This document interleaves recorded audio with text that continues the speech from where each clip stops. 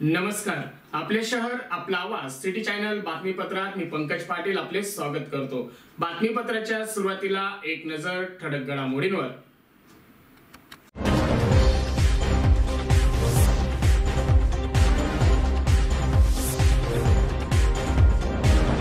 महाविकास आघाडीच्या उमेदवार डॉक्टर शोभा बच्चाव 30 एप्रिलला उमेदवारी अर्ज भरणार।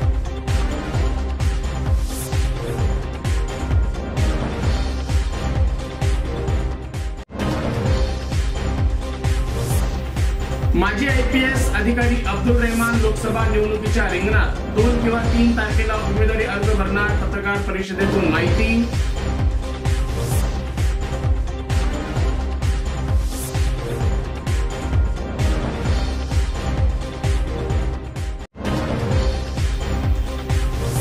नरडाणा पोलिसांच्या तत्परतेमुळे वाचले तरुणाचे प्राण।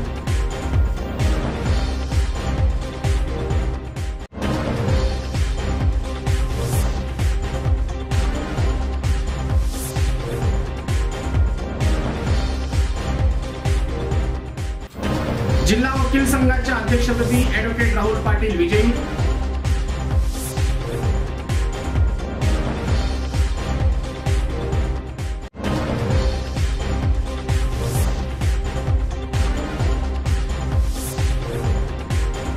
आणि महाराष्ट्र गुजरात राज्य स्थापना दिनानिमित्त भव्य रक्तदान शिबिर।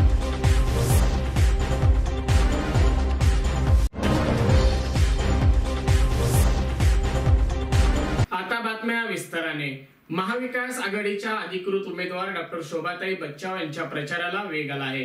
धुळे शहरासह ग्रामीण भागात मतदारांच्या गाठीभेटी घेण्यासह प्रचार सभांचा धडाका वेगवानपणे लावण्यात आलेला असतानाच 30 एप्रिल रोजी उमेदवारी अर्ज भरणार असून नेत्यांसह कार्यकर्त्यांनी मोठ्या संख्येने उपस्थित राहावे असे आवाहन डॉक्टर शोभाताई बच्चाव यांनी केलेले आहे। धुळे लोकसभा मतदारसंघात क्षेत्रासाठी भाजपाचे डॉक्टर सुभाष बाबा भामरे आणि काँग्रेसच्या डॉक्टर शोभाताई बच्चाव यांच्यात चुरशीची लढत आगामी काळात पाहता येणार आहे। महायुतीकडून डॉक्टर सुभाष बाबा भामरे तर महाविकास आघाडीकडून डॉक्टर शोभाताई बच्चाव या दोन्ही उमेदवारांसह समर्थकांनी प्रचाराला वेग दिलेला आहे। डॉक्टर शोभाताई बच्चाव यांच्यावर सुरुवातीला बाहेरचा उमेदवार म्हणून टीका होत असतानाच आता त्यांनी मात्र प्रचारात नियोजनबद्धपणे जोर देऊन शहरासह ग्रामीण भागात समर्थक कार्यकर्त्यांना सोबत घेत आपली भूमिका मतदारांपर्यंत पोहोचविली आहे।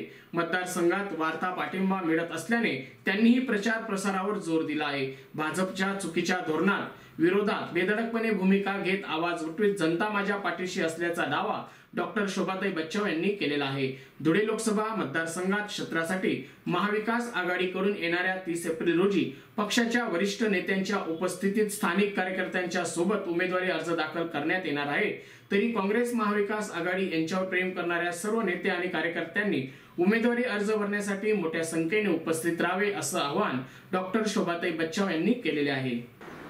30 तारखेला मी काँग्रेस पक्षाचा महाविकास आघाडीचा अर्ज त्या ठिकाणी फॉर्म भरणार आहे आणि त्यासाठी वरिष्ठ नेते सन्माननीय आमचे नेते बाळासाहेब थोरात साहेब आणि बाकी जे काही महाविकास आघाडीचे जे नेते आहेत ते देखील त्यासाठी येणार आहेत आणि माझी सर्व महाविकास आघाडीचे जे पदाधिकारी आहेत, जे कार्यकर्ते आहेत आणि माझे मतदार बंधू भगिनी जे आहेत त्यांना माझी विनंती आहे की आपण मोठ्या संख्येने त्या ठिकाणी फॉर्म भरण्यासाठी यावं, मला आशीर्वाद द्यावेत आणि सगळ्यांना सांगावं की महाविकास आघाडीची मी काँग्रेस पक्षाची उमेदवार आहे। माझी निशाणी पंजा आहे आणि पंजाला मतदान करण्यासाठी पंजाला सपोर्ट देण्यासाठी त्या ठिकाणी आपण सर्वांनी यावं। धुळे येथून प्रकाश आंबेडकर यांच्या वंचित बहुजन आघाडीने उमेदवारी जाहीर केलेले आयपीएस अधिकारी अब्दुल रहमान यांची आज धुळे जिल्हा मराठी पत्रकार संघाच्या भवनात पत्रकार परिषद संपन्न झाली आहे। धुळे जिल्हाधिकारी कार्यालयात येत्या 2 किंवा 3 तारखेला नामनिर्देशक अर्ज भरणार असल्याची माहिती अब्दुल रहमान यांनी पत्रकार परिषदेतून दिली आहे। 2019 मध्ये केंद्र सरकारने नागरिकत्व सुधारणा कायदा सीए आणल्यानंतर रेहमान यांनी राजीनामा दिला आहे। मात्र सरकारने त्यांचा राजीनामा स्वीकारण्यास नकार दिला असल्याने रेहमान यांनी उच्च न्यायालयात धाव घेतली आहे, अशी माहितीही त्यांनी या पत्रकार परिषदेत दिली आहे। तसेच मी इतर ठिकाणावर निवडणूक लढू शकतो, मात्र धुळे लोकसभा मतदारसंघातील नागरिकांच्या समस्या सोडून मला न्याय द्यायचा आहे। एका बाजूला मनुवादी पक्ष व दुसऱ्या बाजूला आमचा न्यायासाठी लढणारा पक्ष आहे, त्यामुळे वंचित बहुजन आघाडीच्या उमेदवाराला मोठ्या मताधिक्याने निवडून द्या, असे आवाहन या पत्रकार परिषदेच्या माध्यमातून IPS अधिकारी तथा वंचित बहुजन आघाडीचे लोकसभेचे उमेदवार अब्दुल रेहमान यांनी पत्रकार परिषदेतून केला आहे। लोकांना सामाजिक न्याय देण्यासाठी आमचा प्रयत्न राहील, महिलांसाठी पण आम्ही न्याय देण्याचा प्रयत्न करू, जनतेमधून बंधुभाव निर्माण करण्याचा आमचा प्रयत्न राहील। चमचे व दलालांना तिकीट दिले जाते, पण काँग्रेस व भाजपामध्ये जनतेसाठी लढणाऱ्या गरीब नेत्याला तिकीट मिळत नाही, अशी वेताही रेहमान यांनी व्यक्त केली आहे। समाजातील प्रत्येक घटकाला न्याय मिळाला पाहिजे असा महामानव डॉक्टर बाबासाहेब आंबेडकरांचा विचार होता, तोच विचार पुढे नेण्याचा आमचा प्रयत्न आहे, असंही त्यांनी यावेळी सांगितलं। पत्रकार परिषदेत ऑलरेडी सांगितलेले आहे, 2 किंवा 3 तारखेला उमेदवारी अर्ज दाखल करणार आहे। कोर्टाचा जो केस चालू आहे तो एक वेगळा मॅटर आहे, उद्या नाही ते परवा तो होऊन जाईल। वकिलांचा सल्ला घेतली आहे, त्यांचं म्हणणं आहे की उमेदवारी अर्ज तुम्ही दाखल करू शकता, काही अडचण येणार नाही। तर त्याप्रमाणे आमची धुळे जिल्ह्याचे जे 3 असेंब्ली कॉन्स्टिट्युएन्सीज आहेत, धुळे शहर, धुळे ग्रामीण आणि शिंदखेडा धुळेच्या, त्याचप्रमाणे नाशिक जिल्ह्याचे 3 कॉन्स्टिट्युएन्सीज आहेत, मालेगाव सेंट्रल, मालेगाव आउटर आणि सटाणा। हे प्रत्येक ठिकाणी वंचित बहुजनचे जे लोक आणि बाकी जे संविधानप्रेमी आणि सामाजिक न्यायप्रेमी जे लोक आहेत ते तयार आहेत। मी 2 किंवा 3 तारखेला मी उमेदवारी अर्ज दाखल करणार आहे। नेमका काय मुद्दा होता आणि कुठल्या मुद्द्यावरून तुम्ही उच्च न्यायालयात तुम्ही याचिका दाखल केलेली आहे आणि का म्हणून हे सगळं याच्यासाठी उशीर होतो? तुम्हाला मी ऑलरेडी सांगितलेलं आहे की माझा जो रेजिग्नेशन फ्रॉम VRS आहे तो राज्य सरकारने रेकमेंड केलेला आहे आणि केंद्र शासनाने तो अमान्य केले आहे, इलिगल आहे आणि त्याला मी चॅलेंज केलेलं आहे कोर्टामध्ये आणि कोर्टामध्ये आज नाही तर उद्या आम्हाला न्याय मिळणार आहे। आणि दुसरी गोष्ट आहे की आमचा जो भूमिका असा आहे की या जिल्ह्यामध्ये मी 2 वर्ष काम केलेले आहे, लोकांच्याशी माझी ओळख आहे, प्रत्येक कोणाकोपऱ्यात मी गेलेले आहे आणि लोकांची काय समस्या आहे, प्रश्न आहे ते मला माहिती आहे। आणि या ठिकाणी जे वंचित वर्ग आहेत, दलित आहेत, आदिवासी आहेत, OBCs आहेत, अल्पसंख्याक आहेत, गोरगरीब आहेत, शेतकरी आहेत, त्यांचे काय प्रश्न आहेत ते आम्हाला माहिती आहे, त्यांच्यासाठी आम्हाला काम करण्याची संधी मिळावी अशी अपेक्षा आहे आम्हाला। एकीकडे भाजपचं न्यायपत्र आहे, दुसरीकडे तुमचा नेमका काय अजेंडा असणार आणि कुठल्या प्रमुख मुद्द्यांवर तुम्ही निवडणूक लढताय? हे बघा, भाजपच्या न्यायपत्र आहे किंवा काँग्रेसची जो गॅरंटी पत्र आहे, हे सर्व जे आहे ते मोगम आहे। हे दोन्ही जे पक्ष आहेत ते मनुवादी आणि पुंजीवादी पक्ष आहेत, त्यांना खरा सामाजिक न्याय लोकांना मिळावे याच्यासाठी त्यांच्या करेक्ट जो ध्येय आहे तो नाही। प्रत्येक घटकांना, शेड्यूल कास्टना, शेड्यूल ट्राईबला, OBCला, अल्पसंख्याकना, गोरगरिबांना चांगल्या प्रकारे त्यांना न्याय मिळावा, सामाजिक न्याय मिळावा, याच्यासाठी कसा प्रयत्न करता येईल ही आमची भूमिका आहे। कौटुंबिक वादाचा राग मनात धरत शिंदखेडा तालुक्यातील जातोडा गावातील तरुणाने तापी पुलावर जात नदीपात्रात आत्महत्या करण्याचा प्रयत्न केला आहे, मात्र हा त्याचा प्रयत्न नरडाणा पोलिसांनी हाणून पाडला आहे। पोलिसांच्या तत्परतेमुळे आत्महत्या करणाऱ्या फिरोज मेहमूद पटेल या तरुणाचे अखेर प्राण वाचले आहे। नरडाणा पोलीस स्टेशन येथे डायल क्रमांक 112 वर कार्यरत असलेल्या पोलीस कर्मचाऱ्यांना भ्रमणध्वनीवरून माहिती मिळाली की शिंदखेडा तालुक्यातील जातोडा गावातील तरुणा कौटुंबिक वादाचा राग मनात धरत तापी पुलावरून आत्महत्या करण्यासाठी जात आहे। अशी खात्रीशीर माहिती मिळाल्यानंतर पोलिसांनी घटनास्थळी आपल्या शासकीय वाहनातून रवाना होत लागलीच्या तरुणाचे प्राण वाचवले। या तरुणाला ताब्यात घेऊन त्याला नरडाणा पोलीस स्टेशनला आणण्यात आले। त्यानंतर सहाय्यक पोलीस निरीक्षक सचिन बेंद्रे यांनी या तरुणाचे मन परिवर्तन करून त्याला त्याच्या कुटुंबाच्या स्वाधीन केले। नरडाणा पोलिसांनी दाखवलेली तत्परतेमुळे एक कुटुंब उद्ध्वस्त होण्यापासून वाचले आहे। यामुळे नरडाणा पोलिसांचं सर्वत्र कौतुक केले जात आहे। यानंतरच्या बातम्या अल्पशा विश्रांतीनंतर। चेहरा आणि शरीरावरील अनावश्यक केस, मुरूम, गोंधन तसंच चेहऱ्यावरील पुटपुळ्या, चेहऱ्यावरील व्रण, डाग, मोस, वांग या आणि यासारख्या अन्य व्याधींपासून आपण त्रासला आहात का? मग एवढी चिंता करताय कशाला? कारण लेसर मशीनद्वारे उपचार पद्धती आता आपल्या धुळे शहरातच उपलब्ध झाली आहे. गोंधन काढण्यासाठी अत्याधुनिक क्यूसिस लेसर मशीन, आपल्या चेहऱ्यावरील तसेच त्वचेवरील विविध समस्यांच्या निवारणासाठी धुळे जिल्ह्यातील प्रख्यात त्वचारोग तज्ज्ञ डॉक्टर भूषण चौधरी यांचं चौधरी त्वचारोग क्लिनिक, गली नंबर 4, पाट बाजार, धुळे. फोन 235 570. सिटी चॅनल बातमीपत्रात पुन्हा आपले स्वागत. धुळे जिल्हा वकील संघाच्या अध्यक्षपदी ॲडव्होकेट राहुल भटू पाटील विजयी झाले. प्रतिस्पर्धी ॲडव्होकेट राहुल शरद भांबरे हे 26 मतांनी पराभूत झाले. सायंकाळी निकाल जाहीर झाल्यानंतर सर्वांनी जल्लोष व्यक्त केला. जिल्हा वकील संघाच्या निवडणुकीसाठी न्यायालयाच्या हॉलमध्ये शुक्रवारी मतदान प्रक्रिया पार पडली. या निवडणुकीत 1340 पैकी 1140 वकिलांनी मतदानाचा हक्क बजावला. शनिवारी सकाळी 8 वाजेपासून याच ठिकाणी मतमोजणीला सुरुवात झाली. सायंकाळपर्यंत मतमोजणी सुरू होती.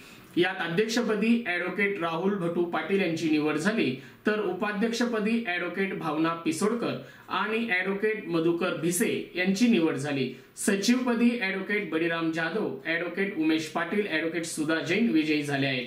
कार्यकारिणी सदस्यांमध्ये advocate Dinesh Deore, advocate Arjun Mahale, advocate Prathamesh Dixit, advocate Amol Badgujar, advocate Umakant Ghodraj, advocate Gajanan Madi, advocate Vishal Patil, advocate Sarang Joshi, advocate Lalit Mahale.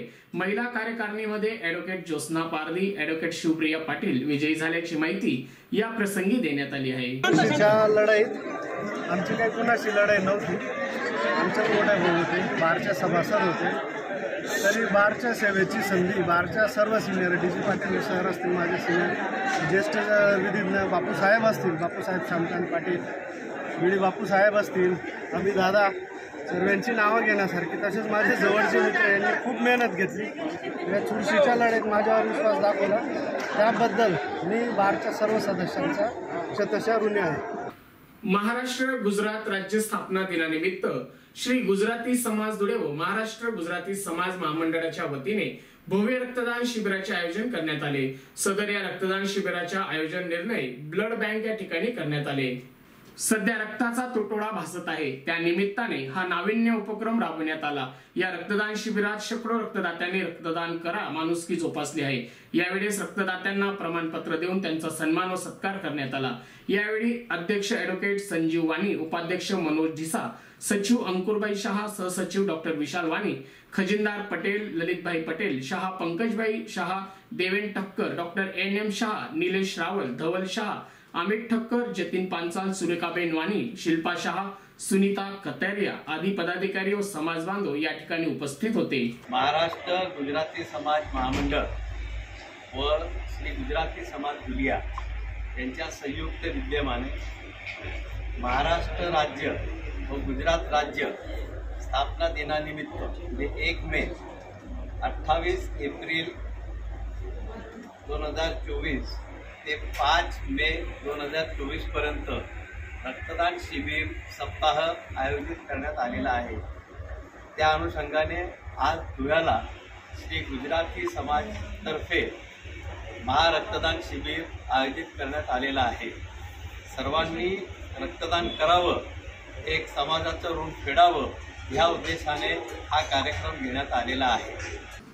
पुन्हा एक नजर ठळक घडामोडींवर.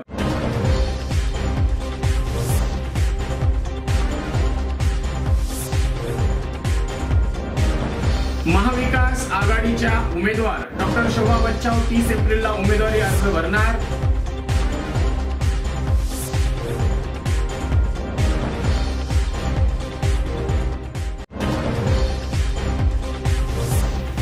माजी IPS अधिकारी अब्दुल रहमान लोकसभा निवडणुकीच्या रिंगणात 2 किंवा 3 तारखेला उमेदवारी अर्ज भरणार. पत्रकार परिषदेतून माहिती.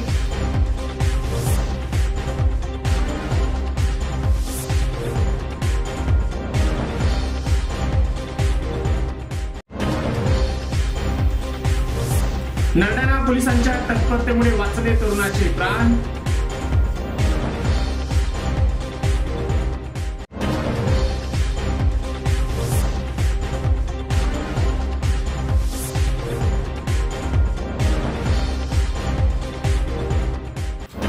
जिल्हा वकील संघाच्या अध्यक्षपदी ॲडव्होकेट राहुल पाटील विजयी.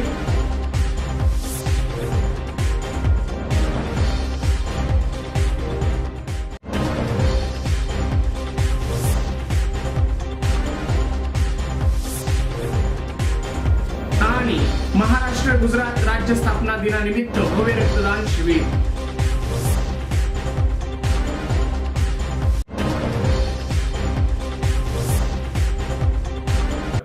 याबरोबरच सिटी चॅनल बातमीपत्र संपलं. मी पंकज पाटील आपली रजा घेतो. पुन्हा भेटूया पुढील प्रसारणात.